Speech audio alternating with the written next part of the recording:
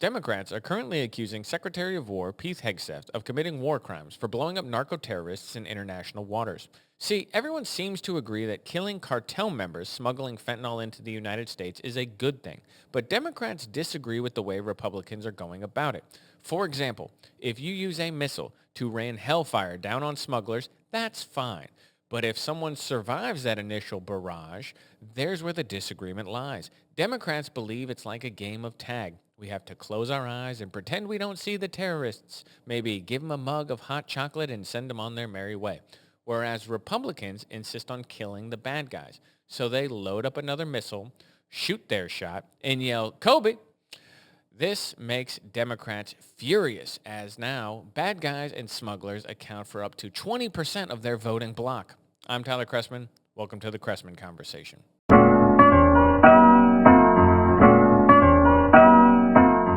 Okay, hello everyone. Greetings. Welcome. Today, we're going to be discussing two things, and one of them is going to be a very quick little thing at the end. So mostly we're going to be talking about one thing, really, but two topics. The first thing we're going to be talking about is whether or not it is appropriate to be killing cartel members in international water. We're going to talk about war crimes. We're going to talk about this whole thing that's been going on in the news, all this nonsense. We're going to get into it. But first, before we get into that, let's do our favorite comment from last week. Favorite comment comes from JC-JI2YJ. It's a family name. Who said, quote, "Look at me, I am the captain now," end quote. Now, I know that somebody was going to use this quote because this is the only entertaining or useful thing to come out of Somalia. And it's just a guy from the pirate movie Captain Phillips, where he does the "look at me, I'm the captain." All right, that's the only thing that Somalia's ever produced that I could not live without, is that meme. That's it. Other than that, I could, don't really care for the country. So thank you for the comment, JC. I appreciate it. It's funny since it's, again, the only thing ever to come out of Somalia that I care for. Anyway, let's get into it. Topic one, the cartel in the water. So earlier this year, a decision was made. Oh, sorry, I got something in my eye. Killing me. A decision was made earlier this year by the Trump administration to treat the cartel like a terrorist organization. Now, at the time, I don't know if you recall, but at the time, I applauded this decision. I thought it was a great idea. I have been in favor of this for years. I think this is a necessary thing that absolutely should have been done a decade ago, 2 decades ago, forever ago. It is ridiculous that it took this long to start treating the cartel less like the mafia and more like a terrorist organization. So if you think about the way that the federal government eventually cracked down on organized crime, they came up with this thing, these RICO statutes, where they said the thing about organized crime is you have these people who are insulated from the actual crime that we can't convict. We get the street guys, but it doesn't really matter because we can't get the bosses because the bosses insulate themselves from the day-to-day killing, extortion, all these things that happen at the low level. So they came up with this idea of RICO, which is you can basically try a big group of people in a conspiracy for the low-level crimes. So you can convict the guy even though he didn't do the crime. He didn't go out there and punch that store owner up and extort him and steal money from him. But the guy at the top is responsible for it because he's the guy who is coming forward and making that happen. So they invented these RICO statutes. You can debate whether or not they're good or bad, but that's how we crack down on the mafia and really shut it down for the most part. The mafia does not operate in the same way that it did 50 years ago. That's for sure. So these cartel organizations, they're not criminal enterprises. The same way we didn't treat the mafia, the same way we treat a guy who walks into a 7-Eleven with a revolver and tries to rob it. We had to come up with this other way to attack organized crime. Well, the cartel is a version of organized crime, certainly, but they don't operate like criminals. They don't operate like a gang in Los Angeles. They don't operate like a bunch of people running around breaking into your cars. They are a sophisticated organization. They are a paramilitary organization that often have more firepower, more resources than the countries in which they reside. So, for example, who do you think runs Mexico? Who do you think runs Colombia? Do you think it's the Mexican government? Do you think it's the Colombian government that runs Colombia, or the Venezuelan government that's running Venezuela? No, no, no. It is the drug traffickers who run these countries, in effect, because they can't be touched. You're not going and arresting people. You're not doing these things. They run the countries because they are powerful. They are, again, they are paramilitary organizations. They are equipped as well as the Mexican military, for example, that you're gonna have to go to war with the cartel. So it's a good thing. It is a good thing that we made this distinction because they're not common criminals. We have gangs that operate here in the United States. They're not the same as the cartel. They are they're an international organization, a criminal enterprise that spans countries, that spans continents. And it is important that we understand that. The Trump administration came in there and said, we understand this. We get this. We are going to treat them like we would treat Al-Qaeda, like we would treat ISIS or whoever. And I think this is a good thing. So since September of this year, we're going to rewind a few months. We're going to go back to September. On September 2nd was the first time that the Trump administration allowed the military to strike one of these targets. So there was a speedboat in the water, basically coming up, that the idea is they were probably going to be rendezvousing with a larger ship. They were going to unload drugs. The ship was going to do this. They're a link in the chain that smuggles drugs into the country. The speedboat that contained drugs was hit by a missile. This was the first time the Trump administration did this back in September. Since this time, when they blew up this speedboat and killed the people on board, there have been at least 22 other strikes, or 22 more strikes by the Trump administration in both the Caribbean and the Pacific Ocean. Of these 22 strikes, we have at least 87 people who have confirmed been killed by these strikes. So there's a debate if these strikes are good, if they're legal, whatever the case may be. We're going to focus on one of them in particular, which has caused a lot of controversy around this policy in general. Now, there's a debate around the whole thing already, whether or not the Trump administration has the legal authority to do this, whether or not there are war crimes, blah, blah, blah, blah. We're going to get into all this. As always, the one strike that we are going to be focusing on, the press did a terrible job reporting on this one issue. And it seems like all of the speculation, all of the supposition, all of the mistakes always seem to go in one direction, and they all make Pete Hegseth look like the bad guy. So basically, here's what happened. There is a speedboat. Now, here is another important piece of this puzzle. This boat is coming up there. It has 11 people on it. I don't know how many, I almost said how many drugs. I don't know how much volume, how much fentanyl or cocaine or whatever was being smuggled on this boat. I don't know how much was on there, but a lot. They had 11 people on this boat. It's speeding up towards the United States. The tracking system for these men in place is so sophisticated that the U.S. military knew the names of everyone on the boat before they did the strike. All of the people on the boat were on this list that the military had that said these are known cartel members or known associates of the cartel. They're known drug smugglers. We have the okay to go after them. We know that they're smuggling drugs. We have confirmed that there's drugs on board the boat. So they know that these 11 people are bad guys. I'm just going to say that. They're bad guys. I'm going to make a moral judgment. You work for the cartel, you're a bad guy. So these 11 guys are coming up. They know who they are. They know they're bad guys. They know they're smuggling drugs. None of this is in dispute. They know. So they get the go-ahead. We're going to drone that boat. They hit it with a missile. Boom. Immediately, 9 people are killed. 9 of the 11 people on board are killed. The boat catches on fire. It flips over. This is the theory. The drugs that were taped to the hull or stored inside the hull are in airtight packaging.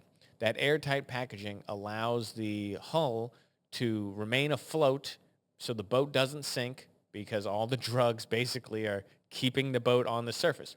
Two of the men are not killed in this strike. Two of the men they manage to flip the boat back over. They climb out of the wreckage. They are seen on camera. They're not really injured. They're inspecting each other. The boat is not operational. The boat has been decommissioned. However, there is a larger boat somewhere in the vicinity. I'm not sure how close it is, but it's somewhere in the vicinity where these guys were going to meet up with the larger boat to unload the drugs. That larger boat is still in the area. These two people are sitting on top of a boat that is still filled with drugs that have not sunk to the bottom of the ocean, have not been destroyed, and some reports say, appear like they were trying to radio for help. We're not sure if that's accurate. But anyway, the large boat was looking for them. This is what was happening. So what happens? This Admiral Brady, I believe is his name. Excuse me, I'm going to look that up. Admiral Brady, who is the guy in charge of this, gives the order. He says, all right, let's go ahead and hit him again. They hit the boat with another missile, kill the two guys. They actually hit the boat 2 more times. They wind up hitting this boat with 4 missiles. They basically incinerate the entire thing. Now, a bunch of dead drug traffickers. Do I care? No. It's a good thing. I don't like drugs. People know this. I'm a square. I'm a teetotaler. I don't drink. I don't like drugs. It's not my thing. Am I sad that some guys smuggling drugs into the United States were killed by the U.S. military? No, I'm not. I'm not at all. So the question is, and the reason why this is controversial, though, is this idea of the second strike. And initially, some of the reporting suggested that Secretary of War Pete Hegseth was the guy who ordered the second strike. And what he said was, kill them all. This was initially what was reported, that Hegseth said, kill them all. And then they said, okay, we'll kill them all. And they went and killed them all. This is nonsense. It has been refuted by basically everyone up and down the chain. No one says that he said this. It's crazy. They're like, Hegseth wasn't even in the room when the second strike took place. He wasn't there to order it, and he didn't order it. This Admiral Brady ordered it. So this whole controversy, to me, is actually a non-controversy. There's nothing here. There is no reason why we're talking about this. It's silly on its face. Because I think if you go to the American people and you say to them, you put the microphone in their face, you walk up to them, imagine this, I'm on the street and I got this mic and I hand it to me, and I say, hey, do you care that the United States military is over here killing drug traffickers? I think most people go, oh my God, no, why would I? That's crazy talk. I'm going to go back to living my life. I think that that's what the American people think about this controversy. I do not think there's a lot of people with this large-scale outrage. There's going to be people outside the White House picketing, protect narco traffickers. It's not going to happen. This is not a real issue. There's also not a controversy here in terms of the Secretary of War ordering this strike. So here's some weird rules of war lesson that I'm sure most people don't know. Because why would you? Most people have never been to war. Most people don't know anything about war. They don't know anything about it, and that's fine. We don't all have to know everything about everything. But let's do a little lesson here. For those people who may think that this is a war crime, let's understand something real quick. So what is a war crime, or the war crime aspect here? So basically, since 1899, we'll just say 1900. Since 1900, all right, the past 126 years, really, international law has defined different actions that can be taken during violent conflict that are what they would call a war crime, or outside the bounds of how gentlemanly warfare should be conducted. There have been people in the last 100 years who violate these rules. A lot of them have to do with indiscriminate killing. You're not allowed to ethnically cleanse or commit a genocide. You have to be targeted. You can't torture people. There's some good rules in there, right? There's some things we probably shouldn't do, all right? However, there is an order. There is a part of what certainly international law and something like the Geneva Convention will talk about when, and is one of the reasons why people are saying this is a war crime. So there's something in the Geneva Convention. There's this thing called a no quarter act. You're not allowed to give a no quarter order to troops. What does that mean? You basically, to quarter somebody, if we go back, think about the Third Amendment to the Constitution, right? We're not allowed to quarter, so the government can't quarter soldiers in your home in a time of peace or a time of war. Well, that just means that they can't make them go in your house. They can't say, oh, you have to let soldiers live in your house. They're not, to quarter somebody in that old definition of the word basically just means you're putting them up in your house. So a no quarter order, that's a stupid rhyme, but that basically means that you're saying we are not going to take prisoners, which means that if an enemy combatant puts his hands up, he surrenders, you're executing them. This is against international law. This is considered a war crime. This is not a good thing, that we shouldn't be just randomly killing people who surrender. I think you should take them prisoner. I think they should go to prison if you're in some sort of a war conflict. You're not entitled to just give people up, but we don't just kill people who've surrendered. All right, this is a bad practice. Okay, maybe you agree, maybe you disagree. I'm just saying this is international law. This is something that people have decided is ungentlemanly in warfare. Well, there is not a thing that says you can't say we're going to kill everybody involved. This is different. This is a different thing. So, for example, imagine we are going to raid bin Laden's compound. We're not taking prisoners. We are a shoot on sight. We're going to kill everybody there. This is actually fine. This is actually not something that there's a debate about. We're allowed to kill enemy combatants. This is not a problem whatsoever. So the weird part here, when you're talking about this, is trying to determine if these two guys in the water were prisoners of war or were they still enemy combatants. Because we could send a missile to bin Laden's compound, blow it to smithereens, level the entire building, piss on it with napalm, and kill everybody. And that's fine. It's not a war crime. We're allowed to do this. But these two guys in the water, the question is, had they surrendered? I don't see any evidence to say that they had. No one is suggesting that they've surrendered and they've given up and they're going to be POWs. They're not POWs. They are terrorists, which immediately also has another distinction, which we're going to get into. But they're not enemy combatants who have given up. They were still attempting to smuggle drugs. They had not given up. And so we hit them with another missile. This is fine. It's not a war crime, okay? They're not POWs. These are not people who surrendered. It's not torture. It's not cruel and unusual. Imagine we hit them with one missile. If it would have killed all 11, there'd be no controversy. Two people survived. We hit them with another missile. It killed them. There's not a controversy here. It's not fine. It is not a war crime. We need to stop saying that. And you can't. It's silly to me, part of it is, because this idea of, for example, we're going to kill them all kinds of distinction. Well, we're allowed to kill enemy combatants. What are these guys in the water? Well, they've been designated narco-terrorists. They are actually, the cartels are now have a terrorist signifier that says we're going to treat them like ISIS or Al-Qaeda or Boko Haram or any of these terrorist organizations. We're going to treat them in that manner. Okay, well, what does that mean? Well, what terrorism, to me, not just to me, but a definition that is important here, terrorisms are not uniformed combatants. Terrorism, by its definition, by its nature, is not gentlemanly warfare, because terrorism involves harming civilians of a population that you are at war with. So that's why, for example, if we hit a drone missile in bin Laden's compound to kill bin Laden, that's not terrorism. When bin Laden has people fly planes into the Twin Towers to kill civilians, that's terrorism. When we try and kill combatants, sometimes collateral damage happens in war. It's never not going to happen.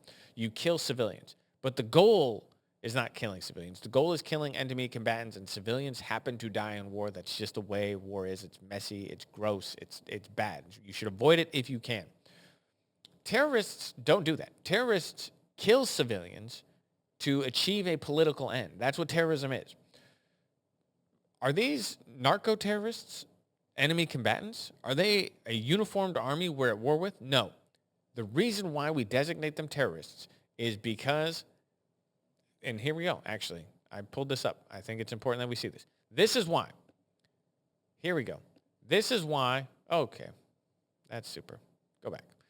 This is why we treat them as terrorists. This is a chart of overdose deaths in the U.S. from 1999 to 2023. It's actually by male and female, but it doesn't really matter because I'm just going off the totals here. So what you can see, let's go back to 2023, or let's go back to 2022 because it was a high mark. 105,007 people died of overdose deaths in America. 1 year, 100,000 people in 1 year. In 2023, it went down a little bit. In 2021, it was down a little bit. But if you go back, basically since 2020, we've been up between 90 and 100,000 every year. Every year since then. I'm not 100% sure what 2024 was because it's not on this chart. This does include suicides, by the way, but it's also, it's basically unintentional drug poisoning, which are overdoses, intentional drug poisoning, and drug poisoning of an undetermined nature. 100,000 people a year.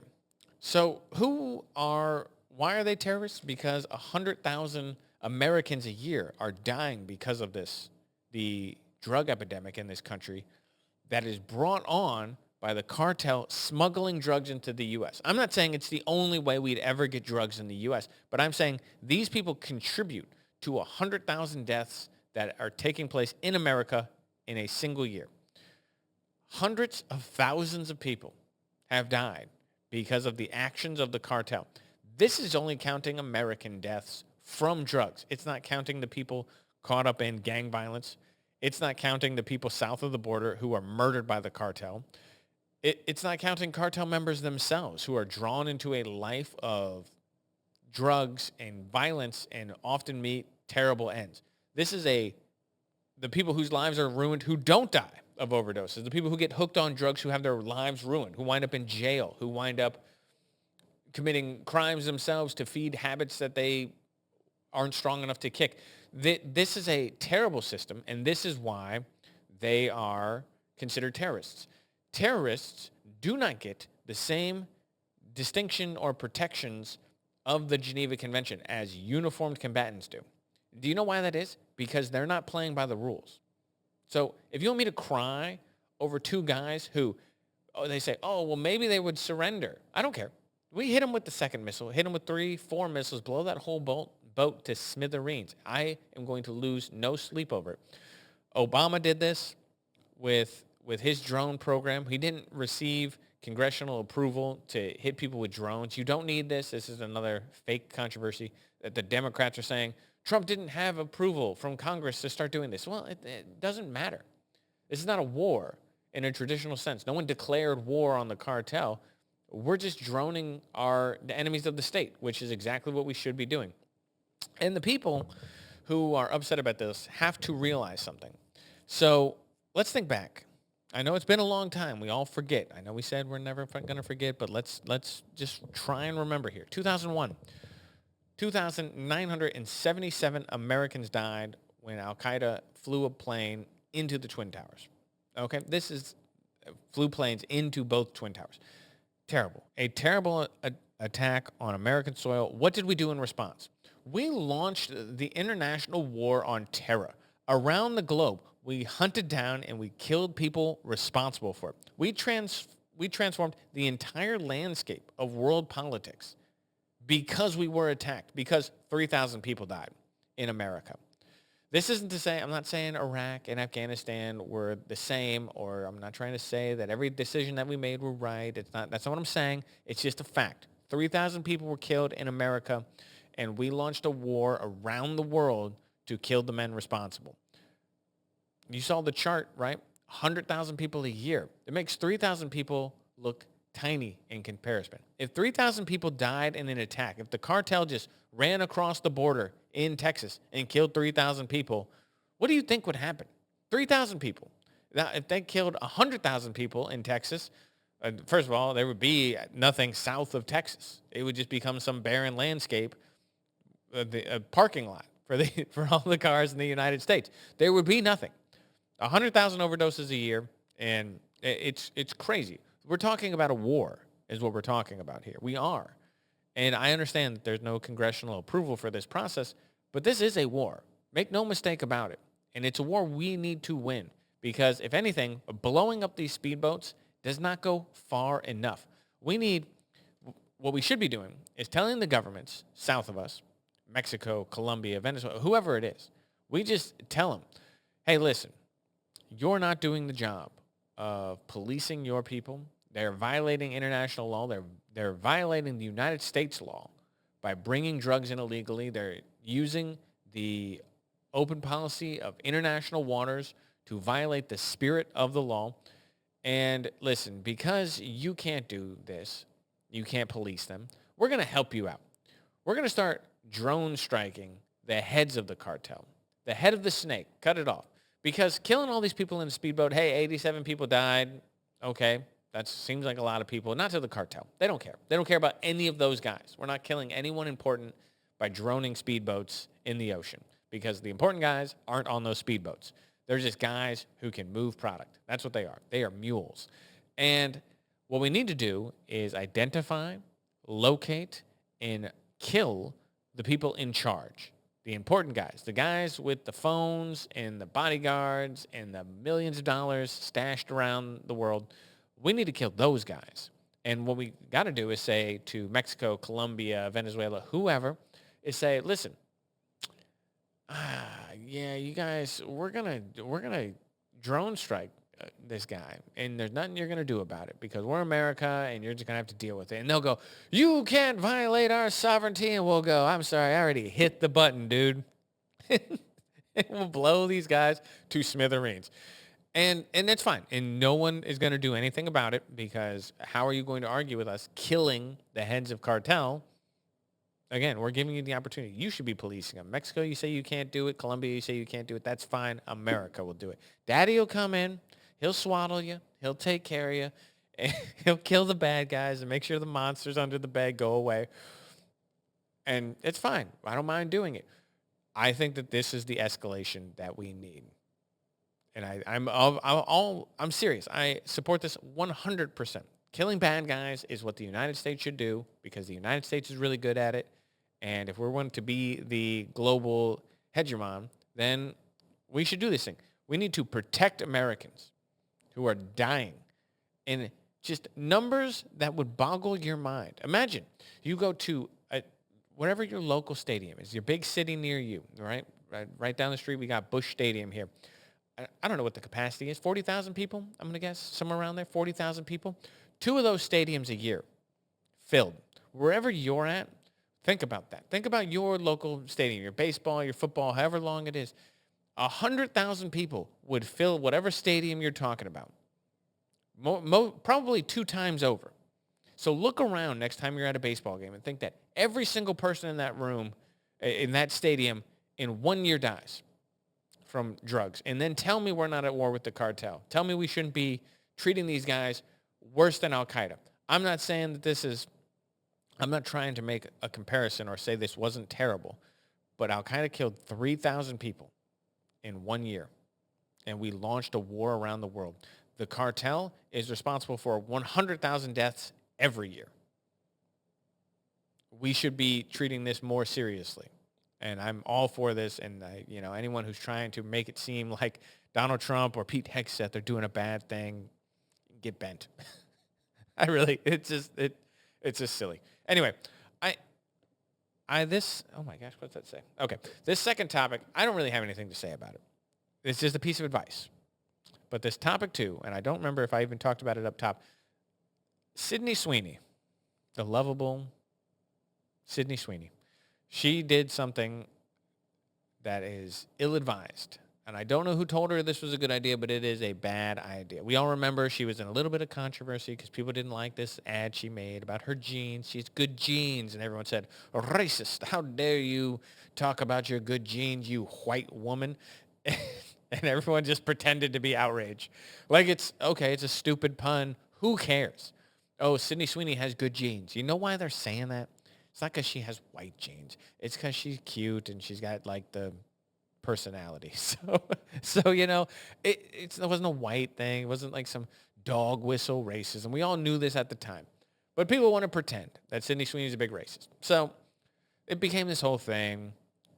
I thought she handled it really well because she basically didn't say anything about it, told everyone to kick rocks, and I thought that was great. Then she gave this interview recently where someone said, hey, do you want to apologize for all the things? And she said, no.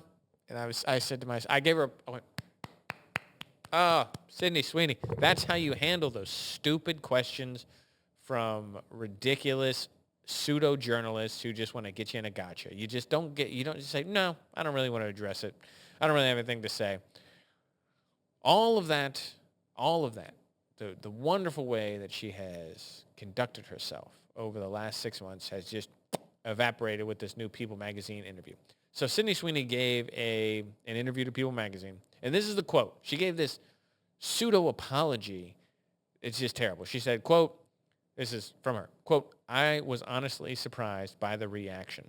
I did it because I love the jeans and I love the brand. I don't support the views some people chose to connect to the campaign. Many have assigned motives and labels to me that just aren't true. Anyone who knows me knows that I'm always trying to bring people together. I'm against hate and divisiveness, end quote. Oh, wow. Let me tell you, I, for one, am inspired because I didn't know until Sydney Sweeney said it, that she's against hate and divisiveness. I know so many people who are for hate and divisiveness that it's great. I'm like, oh, I forgot that was an option. We can be against hate and divisiveness. Thank you, Sydney Sweeney, for your guidance. No, terrible, terrible advice. She should fire her whole PR team. Whoever told her to say this stupid, trite nonsense they're doing themselves a disservice. You never apologize to the mob. Never. Because I tell you what, it's not going to earn you anything. From the people who were out there calling you a racist, and they were calling Sydney Sweeney a racist. For the people out there who were calling you a racist, they're never going to say, oh, good, okay, all's forgiven. Yeah, I guess Sydney Sweeney's fine. She said she's against hate. Everybody, Sydney Sweeney said she's against hate now. We can put down the pitchforks. Everything's fine. No, hey, put down the torch. We don't need to go to Sydney Sweeney's house anymore. She said in People magazine she's against hate. I know we said she was a racist. We said she's a terrible person. We said, maybe we'd want to run her over with a car. But in People magazine, Sydney Sweeney said she's against hate. So let's all just forget about it, guys. No, that's not the way those people work. They're terrible. They're the worst. They're never going to forgive you. They're never going to give you grace. Sydney Sweeney, you know in your heart you're not a racist. I would imagine. I'm just putting myself in your head. You don't apologize for things that you don't believe. You don't apologize for other people's behavior. You don't apologize to people who aren't giving you a charitable view.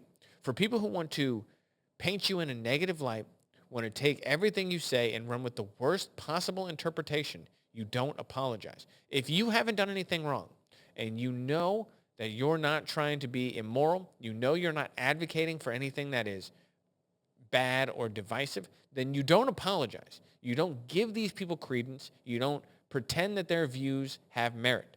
Because all you're doing right now is making people like myself go, Sydney Sweeney, what are you doing? And you're going to win none of them over. Approximately 0 of the people who believe Sydney Sweeney is racist are now going to be fans of Sydney Sweeney. They're still just going to dance. Hold on. Here it is. Oh, yeah. Feel those tap dancing feet. They're going to dance on Sydney Sweeney's career. That's what they want to do. They're not interested in her getting better or changing or doing anything because they don't really believe she's a racist. They just want to crush her, bring her down. So never apologize to the mob. Never. Yeah, that's why. Like I said, I don't really have a lot to say on the topic. It's bad advice, and I'm trying to help Sydney Sweeney out because I like Sydney Sweeney. Sydney Sweeney seems cool. I don't know if that's true. She seems cool, though. And I think it'd be good advice to tell her, don't do this. Don't apologize if you know in your heart that you're not the problem. Don't do it. And I do want to say one more thing, actually. Now I'm thinking about it. because I'm talking about Sydney Sweeney and it's got me thinking about the jeans ad and fashion and everything. I want to just point something out to you, dear listeners of the Chrestman Conversation. I want to just say I saw something else in the magazines that they were talking about. There's been a recent quarter zip renaissance happening right now. A quarter zip resurgence. They're saying the quarter zip is back. It's hip. It's in style. I want to just point out that I was wearing the quarter zip first. Okay, I'm a trendsetter. You can go back. You can see it. I love the quarter zip. All right, it's where it's at. This little casual sweater. That's what it's all about in the world. And now I'm glad everyone else is catching up to me.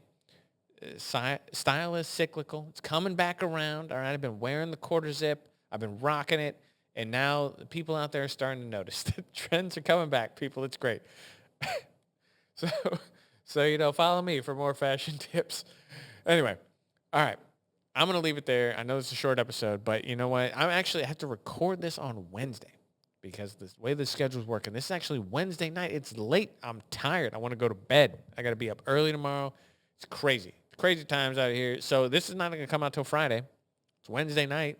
Oh, the news could be changed. Who knows? I don't even know what's going on out there because I'm doing this in the future. I'm doing it in the past, but for the future. It's going to be the future when I'm talking to you now. Just think about that.